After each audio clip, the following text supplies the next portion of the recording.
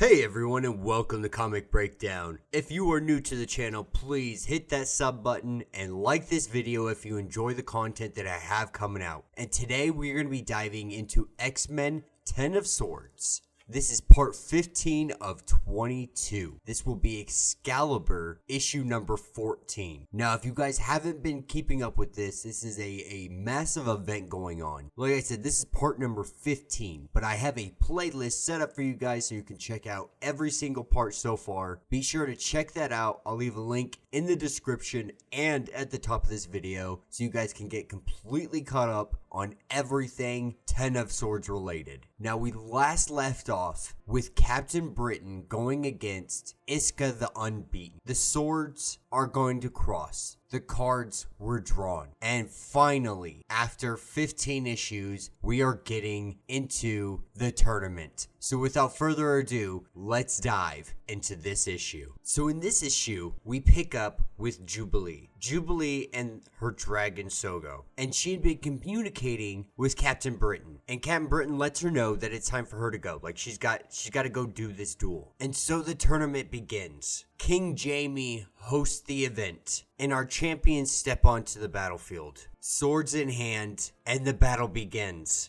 And Captain Britain makes the first attack, showing Iska the Unbeaten that she's not here to play, that she's here to win. And as these two swords cross, Iska the Unbeaten brings down her sword, and it literally shatters Captain Britain's sword. Not only that, Captain Britain herself shatters into little shards of glass. And that's it. The duel is over. Now you gotta remember, Saturn IX never liked Betsy. Like, she despised Betsy to her very core and thought she never deserved the mantle of Captain Britain. And more than likely, this seems like Saturn IX intervened. She did some kind of magic that she has, and she altered this battleground. She altered Betsy to the point that she shattered into glass. And just like that, the battle's over, and she quickly hurries Cypher and Bay the Blood Moon into their next challenge. Now, the unique thing about Cypher is he can understand pretty much every single language. But when it comes to Bay the Blood Moon, he can't understand a word that she says. And it really does intrigue him.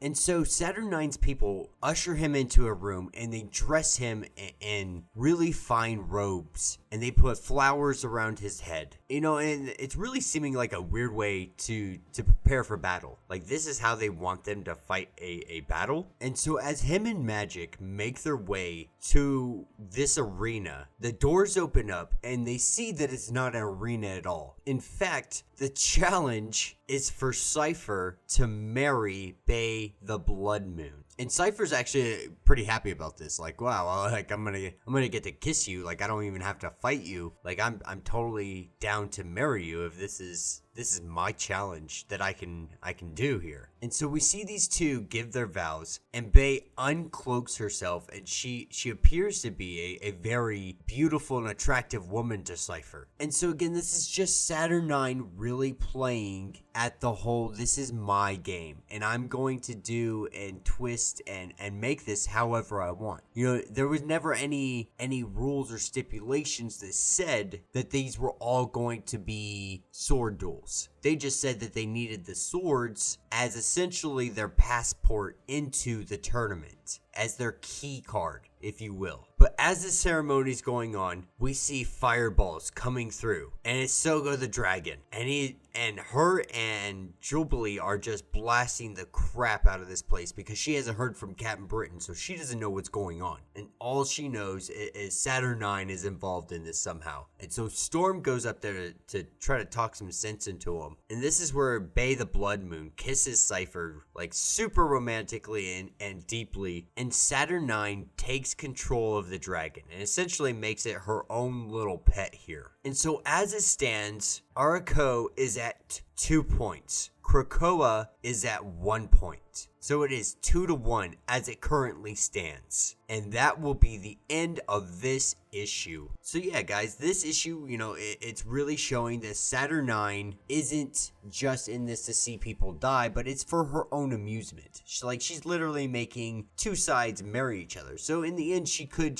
be trying to bring these two together in a weird, sadistic, sick kind of way. Or it could be simply all for her amusement, just because she wants to manipulate the lives of people that she sees beneath her. And that's really what I think is going on here. I really think that she's just, a god tier figure who sees herself to be above everybody else. And so with that, she manipulates the lives of everybody around her and how she sees fit. But yeah, let me know what you guys think down in the comments. Are you following the Ten of Swords line? Are you going to continue following it for the next 10 issues or so until its final completion? Let me know, and if you guys have not yet, please be sure to hit that sub button, like this video, and I will catch you guys on the next episode.